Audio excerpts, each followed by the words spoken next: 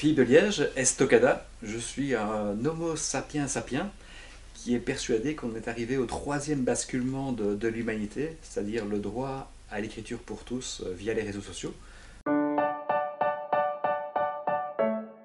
Alors, le social selling, en fait, c'est une nouvelle manière de vendre et c'est d'exploiter la puissance des réseaux sociaux comment dire, pour améliorer l'acte commercial. Et donc, le social selling, ça permet notamment de créer une certaine réjouissance digitale.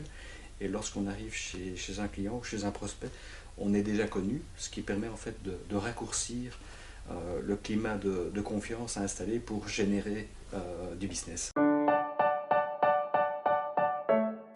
Alors le social selling en fait s'adresse à tout le monde. Cela étant, ça reste plus facile pour ce qu'on appelle les freelance, c'est-à-dire ces gens qui ont le droit de s'exprimer sur les réseaux sociaux parce qu'ils ont de comptes à rendre à personne. Mais normalement en fait tous les commerciaux devraient s'y mettre puisqu'en fait c'est une course à l'efficience. Donc les social sellers ayant raccourci le cycle de vente, tout le monde va être impacté par ça et donc ceux qui ne le font pas vont perdre en efficience. En fait, la fusion entre B2B et B2C est en train de s'estomper, puisqu'en fait, tous les gens de marketing utilisent les mêmes outils. En fait, hein. Donc, vous êtes un marketing manager de B2C, vous allez utiliser Facebook, LinkedIn, Twitter, etc. Et si vous êtes un marketing manager ou un directeur commercial, vous allez utiliser les mêmes outils. Et donc, il y a par exemple une bonne pratique du B2C, c'est d'utiliser en fait la notoriété personnelle du patron d'entreprise, d'augmenter sa visibilité sur les réseaux sociaux au profit de la marque qu'il défend, et souvent sa propre marque. Le B2B devrait reprendre en fait cette bonne pratique. Le social selling, c'est la discipline et le personal branding est l'un des outils pour faire du social selling. Et donc le personal branding en fait consiste à utiliser les réseaux sociaux pour augmenter pour faire percoler son expertise et donner envie d'être rencontré dans la vie réelle. Et naturellement, des gens qui ont un bon personal branding sur les réseaux sociaux sont des gens qui sont un peu plus costauds et c'est une des meilleures armes pour devenir un bon social seller. C'est en fait l'implication du management. Donc le management, en fait, d'une part, c'est une clé essentielle qu'ils deviennent exemplaires sur les réseaux sociaux, parce qu'on voit que le personal branding des patrons améliore la qualité de la marque, mais surtout, c'est de montrer l'exemple en interne et d'oser prendre des risques communicationnels.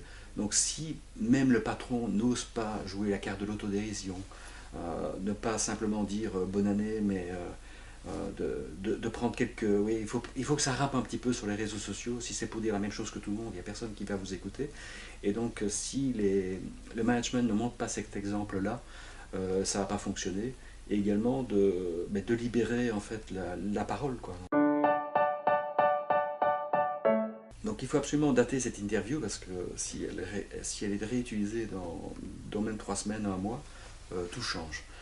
C'est vrai qu'il y a un an, moi je préconisais plutôt d'investir pas mal en termes de communication sur la plateforme Twitter. Et puis est arrivé un bouleversement au niveau de la plateforme LinkedIn, quelque part a repris je veux dire, le meilleur de Facebook, mais également le meilleur de Twitter. Et donc pour le moment, celui qui a le vent en poupe, c'est LinkedIn. C'est une attitude, donc en fait il faut savoir comment utiliser ces réseaux sociaux, mais la plateforme qui sera à la mode ou la plateforme sur laquelle il faut être va changer, ça c'est immanquable.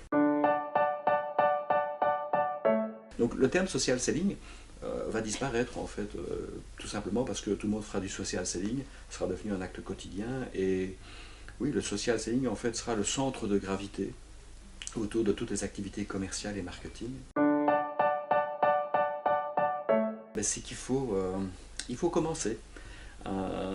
Donc ça paraît anodin, mais vous avez l'outil en fait, hein. Donc Twitter est à disposition, LinkedIn est à disposition, il n'y a aucune intégration technique à faire. Donc il n'y a aucune excuse de ne pas commencer, c'est une décision. Au début, c'est relativement invisible, donc même quand vous allez le pratiquer, vous allez voir que le nombre de likes, le nombre de shares en fait vont pas venir comme ça de manière automatique, mais les concurrents aussi, donc ça veut dire que ne pas commencer va augmenter votre droit d'entrée. Et donc ne pas débuter, c'est décider de ne pas survivre. Donc de grâce, débutez.